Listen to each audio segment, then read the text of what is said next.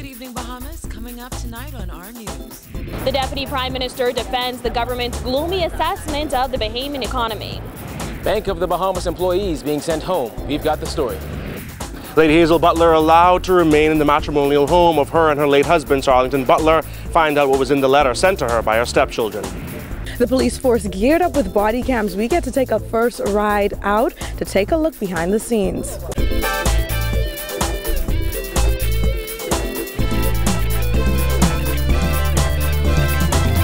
Our news is brought to you by Alive, the nation's newest and best LTE network. Good to be alive. Welcome to our news and thanks for joining us. I'm Vonique Tood. Topping news tonight, one day after the Ministry of Finance released details surrounding a $750 million bond, Deputy Prime Minister Peter Turnquest defended the move in the House of Assembly as he insisted the new loan will not increase the national debt.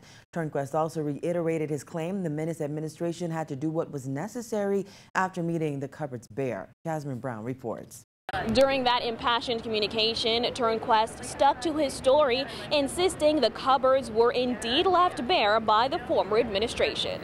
The sole reason we did borrow and are borrowing funds at the current level is that we have had to make and take on the unfunded obligations, I stress, unfunded obligations, and fill up that bare cupboard. In a press release issued last night, the Ministry of Finance confirmed that the government had successfully priced a $750 million bond issued at a rate of 6%.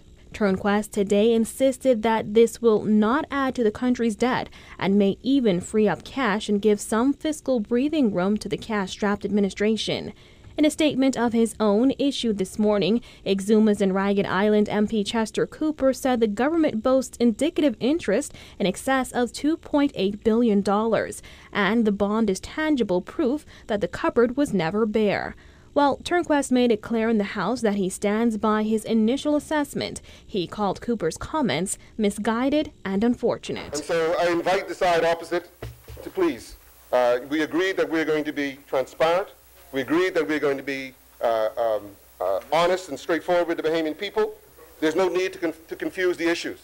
There's enough trouble here in this economy for you to make comment on and to be constructive about. There's no need to confuse these very technical and significant issues. That prompted this heated reaction as Cooper attempted to speak after Turnquest wrapped up his communication. Meanwhile, some members of the governing party shouted over Cooper as he attempted to speak. But I don't want this to be controversial. I want to commend the Minister of Finance for actually the first half of his presentation, Mr. Speaker, and also to ensure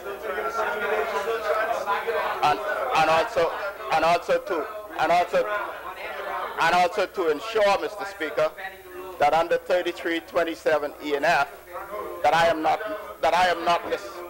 misunderstood, Mr. Speaker. None of this was sitting well with South and Central Andros MP Piswell Forbes, who sought to defend Cooper, but House Speaker Halston Moultrie quickly shot down his argument. I stand on precedent that in this House, communications are not non-controversial generally in the main. If the member for East Grand Bahama, who stands as the Minister of Finance, as a substantive minister, would have used his communication this morning to name my member, who I must defend, in more than one or two occasions. I feel as if that is the case, he should not be able to rebut. If my member Honorable member, resume your seat. Honorable member, resume your seat. Meantime, that $750 million bond is due in November 2028. Reporting for our news, I'm Jasmine Brown. Bank of the Bahamas has cut 30 jobs as it seeks to steer itself back on a path to profitability. Executive management called it an extremely difficult move that will impact many areas of the bank. Kyle Joaquin reports. Some 30 employees from various departments and branches of Bank of the Bahamas are getting the axe as the company carries out a downsizing exercise. The process, we understand, started Tuesday.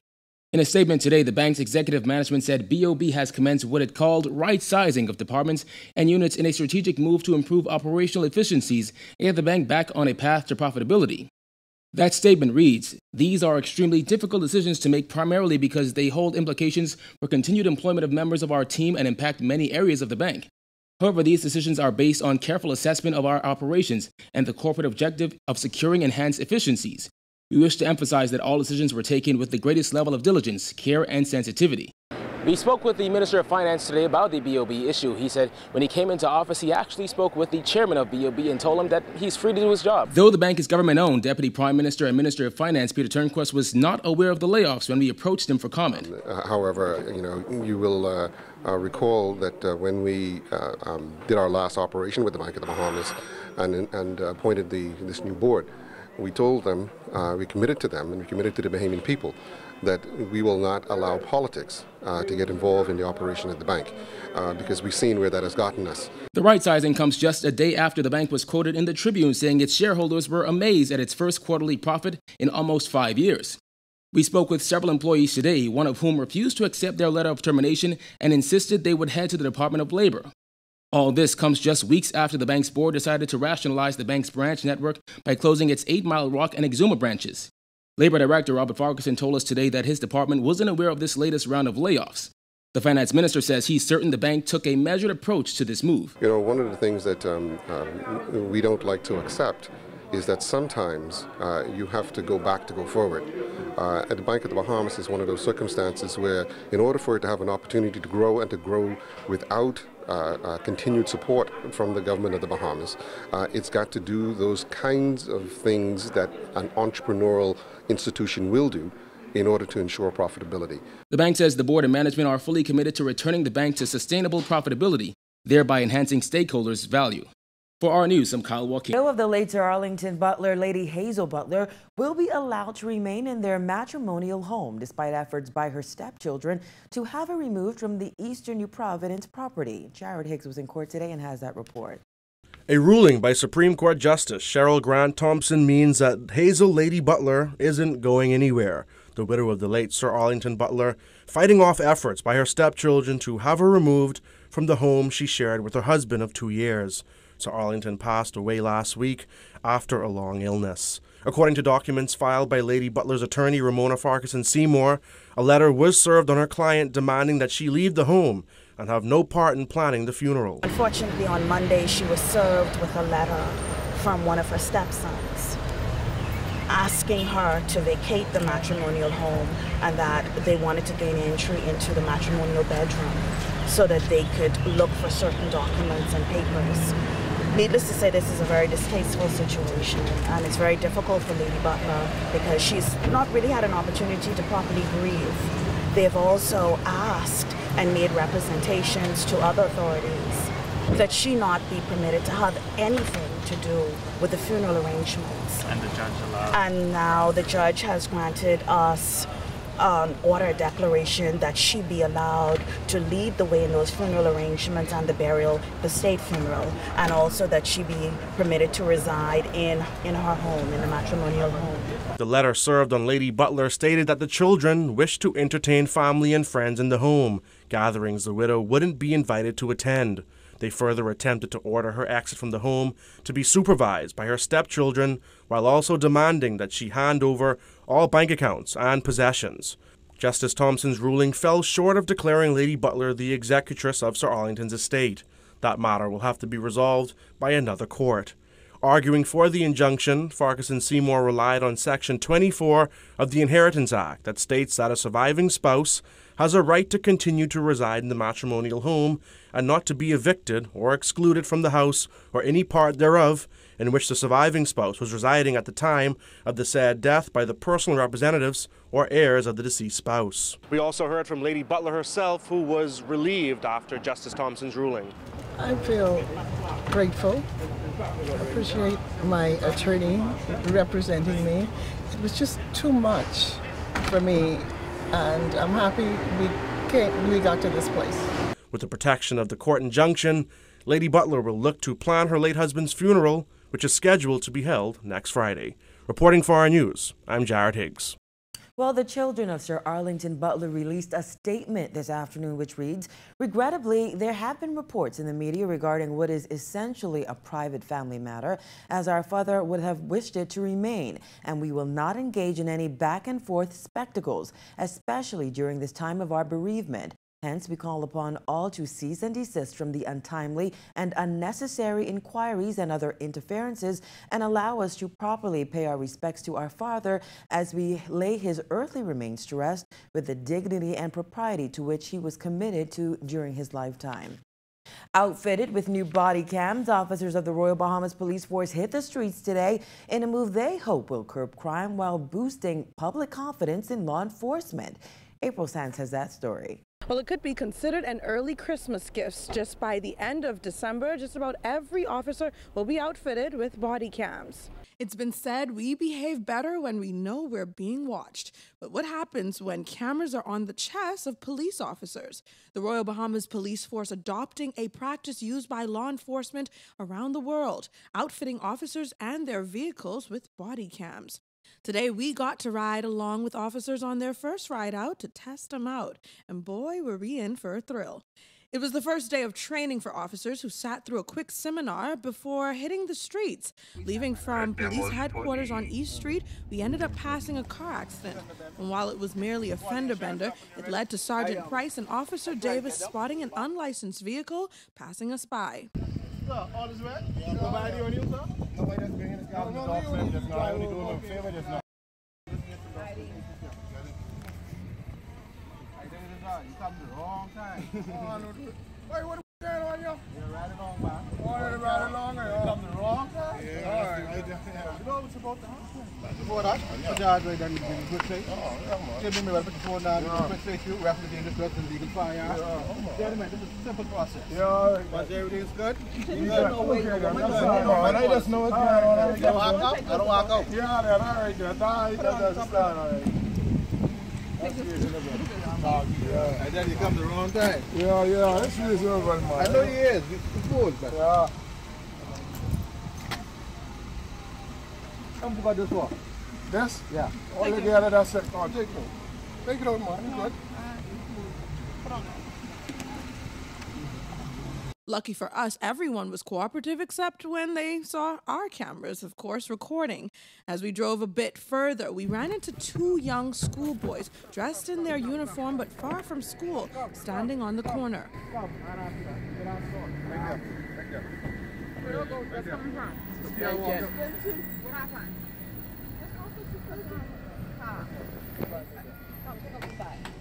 Gentlemen, how y'all doing today?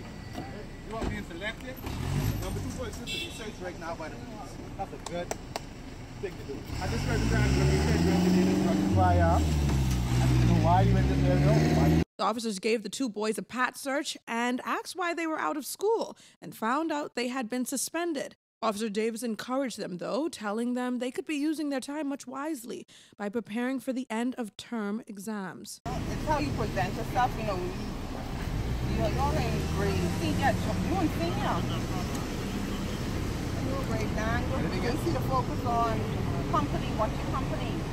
While we weren't able to get footage from the body cam today, Police Commissioner Anthony Ferguson confirmed there won't be any off buttons for officers, and they will be reviewing footage when they need to.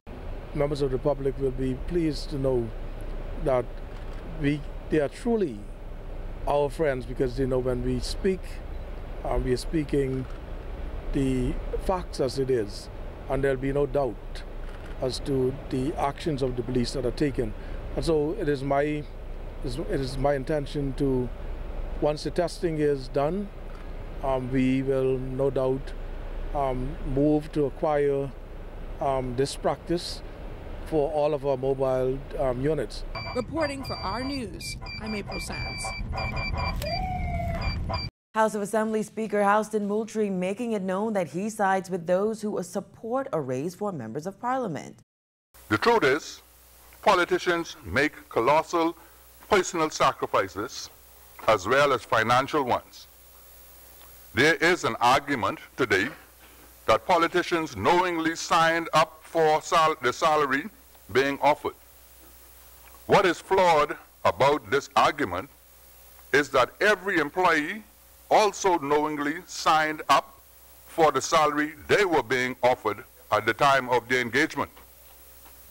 Notwithstanding, no one who has just started work would agree to have their salary scale frozen for more than 30 years. A few weeks ago, Prime Minister Dr. Hubert Minnis announced a raise in MP salaries would be reflected in the next budget. Several government ministers have spoken out in support of the raise, while opposition members have called the move brazen considering the state of the economy. The Speaker's comments came as he paid tribute to former House Speaker, the late Sir Arlington Butler. Today, we bid Sir Ali, as he was affectionately called, a sad farewell. Sir Ali fought to move the majority of Bahamians from a position of commercial charity to a position of social and economic justice. I remember having profound conversations with Speaker Butler, who was a walking encyclopedia of Bahamian history and family heritage. And still to come on our news, TB cases increase on the island of Eleuthera. Plus, Zonta Club launches its Say No to Domestic Violence campaign. That's coming up when our news returns.